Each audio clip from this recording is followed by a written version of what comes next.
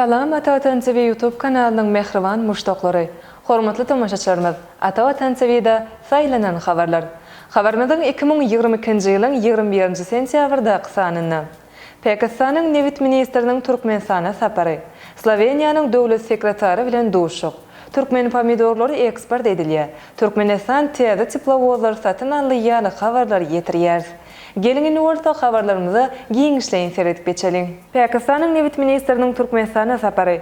Hormatly prezidentimiz Serdar Berdimuhammedow, Pakistan Islam Respublikasynyň döwlet Nevit ministri Musaddiq Masud Malik'i kabul etdi. Döwlet baş tutanmaz we ministr söhbetleşiginiň dowamyny Türkmen-Pakistan hyzmatdaşlygynyň eler tutulýan meselelerini aralyp maslahatlaşdylar. Sowda-ykdysady ulgan bagatnaşyklaryň möhüm uğurlarynyň biri bolup durýar. Şunda strategik häsiýeti eýe bolan ýanyç energetika toplamy hyzmatdaşlygynyň möhüm bölegidir. Bu wagtda Türkmenistan, Awganistan, Pakistan, Hindistan gaz geçirjisiniň gurulşy boýunça tasamanyň durmuşa geçirilmegine aýratyn ähmiýet berýär. Şunuň bilen birlikde Türkmenistan, Awganistan, Pakistan uğru boýunça elektrik geçirji hemde optika söýümli aragatnaşyk ulgamlaryny çekmek boýunça tasamalar uly ähmiýete eýedir. Energetika we kommunikasiýalar ulgamyny bu ýere tasamalaryň amala aşylmagy tutuşy sebäpden durnukly durmuş ykdysady ösüşini, onuň dünýä hojalyk gatnaşyklary ulgamyny üstünlikli goşuşmagyny, sebäpde parahatçylygyň hemde durnuklygyň potolandyrylmagyna ýardam berer. Hormatly prezidentimiz Serdar Berdimuhammedowyň belleşi ýaly, Oglawadorod serişdeleriniň egert uly gorlaryna eýe bolan Türkmenistan, energiýa serişdelerini dünýä bazarlaryna iýermegiň ýollarynyň diversifikasiýalaşdyrylmagyna gönükdirilen energetika strategiýasyny ýygdarly durmuşa geçirýär. Biziň ýurdumyz durnukly ötüşiň we halkara hyzmatdaşlygyň aýrylmasy şerti bolan energiýa serişdeleriniň ygtybarly, durnukly üsaşyr geçirilmegini üçin etmek maksady bilen dünýä birleşiginiň tagallalarynyň işçileşdirilmegi uğruna çykyş edýär. Ýere düdümleýin tasamalary öňe sürýär. Hemde daşary ýurtly hyzmatdaşlary bilen bilelikde üstünlikli amal aşyrýar. Sloveniýanyň döwlet sekretary bilen duşuk. Türkmenistanyň Birleşen Milletler Guramasynyň ýanynaky hemişelik wekilhanasyna, Türkmenistanyň Birleşen Milletler Guramasynyň ýanynaky hemişelik wekili, Ataýwanyň Sloveniýa Respublikasynyň Daşary işler ministrliginiň döwlet sekretary Samuel Zhubagar bilen duşuk geçirildi. Duşugyň dowamyny Birleşen Milletler Guramasynyň baş assambleýasynyň 77-nji sessiýasy, iki ýurduň Birleşen Milletler Guramasyny ileri tutýan ugurlary, howanyň üýtküme bilen bagly meseleler, suw meseleleri we Birleşen Milletler Guramasynyň düzümlerindäki saýlawlar bilen bagly meseleler boýunça pikir alşyldy. Gepleşigiň başynda Zhubagar Sloveniýanyň Birleşen Milletler Guramasynyň howpsuzlyk geňeşine 2024-2025-nji ýyllar üçin öze dalaşgärligini öňe sürendigini aýtdy we 2023-nji ýylyň iýununda geçiriljek bu saýlawda gollaw bermegi haýyş etdi. Ilçe Ataýwa saglyk goraýyş, telekommunikasiýalar we ulgamlaryna Türkmenistanyň we Sloveniýa Respublikasynyň iki taraplaryň hyzmatdaşlygy barada belledi. Hemişelik wekili Türkmenistanyň Birleşen Milletler Guramasynyň baş assambleýasynyň 77-nji sessiýasynda 2023-nji ýyly halkara dialog parahatçylygyň kepili atly ýyly diýip eglan etmek barada kararnamanyň tasamasyny öňe sürmegi meýilleşdirýäni barada aýtdy. We Sloveniýanyň bu teklibi bolajak-dygyny anam bilerdi. Türkmen pomidorlary eksport edilýär. Türkmenistan ýyladyşhanalarda ýetişdirilýän pomidorlaryň eksportyny 2 hisse artdyrdy. Deslapky maglumatlara görä ýylyň başyndan beri Russiýa Federasiýasyna we beýleki ýurtlary 73.000 tonna pomidor uradyldy. Ol geçen ýylyň degişli döwründäkinden 2 hisse golay artykdyr.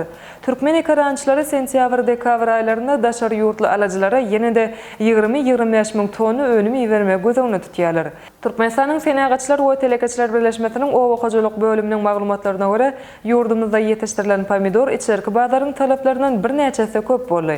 Demek ýakyn wagtda Türkmenistan meýwe göýük önümleriniň iri eksportçysy bolup biler. Türkmen pomidory daşary bazarlarda gowy bäsleşip bilýär. Türkmen ekarançylarynyň önümleri Russiýa Federasiýasyny, Gazagystany, Kyrgyzstany, Awganystany islegli harida uruldy. Geçen ýyly Türkmen topragyna ýetişdirilen pomidor ilkinji gedek Dubaýa iwerildi. Ýurdumyzyň eksport mümkinçiligini pogtalandyrmakda ahal Mary we Lewat welaýatlarynyň telekaçylar tapawutlanýarlar. Şol ýerlerde iri göýük ekrançylyk hojalyklarynyň agla we bölegi ýerleşýär. Häzirki wagtda hususy hojalyklaryň 14.670 hektar ýyladyşhanalarda göýük ekinleri ýetişdirýärler. Ekrançylar pomidordan başga da galla ekinleriniň bol hasylyny ýetişdirdiler. Galla önümleriniň 6.000 tonna golaý daşary ýurtly alajylara iwerildi. Eksporty önüm uratmagy ymtylýan telekaçylar şu ýyl eýýam 100 3-4 tonu kunju tohumyny pisse, jowun, noy we yorunja satdylar. Meş ekilýän meýdanlaryň möçberi artdy. Şu ýyl ilkinjigedek 213 000 tonu meş ýygnaldy. Häzir gök we bakça ekinleri 38 000 hektar meýdana ekildi. Telekeçlerimizde şol ýerlerde hyýar, bulgar, burçy, keşir, garpyz, gawun, ýertuduny we banan ýetişdirýärler. Türkmen gök önümlerine ajaýyp tagamy üçin garaşy dowlatlariň arkalaşygynyň bazarlaryna ýokary baha berýärler. Meweli baglaryň ekilýän meýdany da ýyl saýyn artýar. Häzirki wagtda bagçylyk hojalyklary 14 000 hektar meýdanyň agdyk ýerden 37 000 tonna mewe ýygnamagy gözüňde tutýarlar. Türkmenistan täze teplovozlar satyn aldy. Türkmenistanyň demir ýollary açyk görnüşli paýdarlar jemgyýeti Hataýyň CRRC Ziyan So Ltd kompaniýasynyň 15 tane täze ýük teplovozlaryny satyn aldy. Orient.cn neşriniň habaryna görä, bu teplovozlar dizel ýangyjy bilen hereket edýär.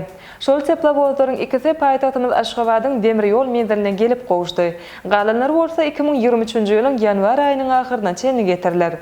Täze dizel teplovozlary Türkmenistanyň ulug mümkinçilikleriniň içerki we üsaşyry ýükleriň daşalýan mukdaryny ýokarlandyrmagy, şeýlekem daşamaň tezligini ýokarlandyrmagy goşunt goşar. Lokomotivleriň her biri 2 sany wagondan ibaret. Güýçli dizel hereketlendirjiler bilen enjamlaşdyrylan dizel lokomotivleri sagatda 100 km tezlige ýetip biler we köp mukdarda ýük çekip bilýär. Täze lokomotivleriň güýji odol Türkmenistany ulanylan lokomotivler bilen deňeşdirilende 1600 kW ýokardyr. Şeýlekem şu ýylyň noýabr aýynda Bryansk maşyn guruluşy zawodyna öndürilen şu meňdeş häsiýetli ýene 5 dizel teplovozy getirilmeli. Ine mehriban muştoklar, Atawatan TV'de saýlanan habarlar ýepeşigimizden şu günkü sanyny size ýetirmek isleýän habarlarymyz şolardan ibaret. Hormatly tomoşaçylarymyz, şeýlekim Türkmenistanyň wekileti durnuq ösüş maksatlarynyň pursada atly ýokary derejeli çäre gatnaşdy. Ikinci Hadar Iqtisady forumy Moskwada geçirilir. Saglyk wizasy üçin resmi namalaryň sanawy, Türkiýe wizalary ýaly habarlary Atawatan Türkmenistan.com saýtymyzdan giňişen okap bilersiňiz. Mehriban muştoklar, egerde biziň saýtymyzda ýeňilikli ýol bilen girmek isleýän bolsaňyz, onu Google Play Marketden Atawatan Türkmenistan prilajenýasyny töleksiz ýükläp alyp bilersiňiz. Gepleşigimiziň endiki sanlaryna görüşýänçek, hoşda bolun.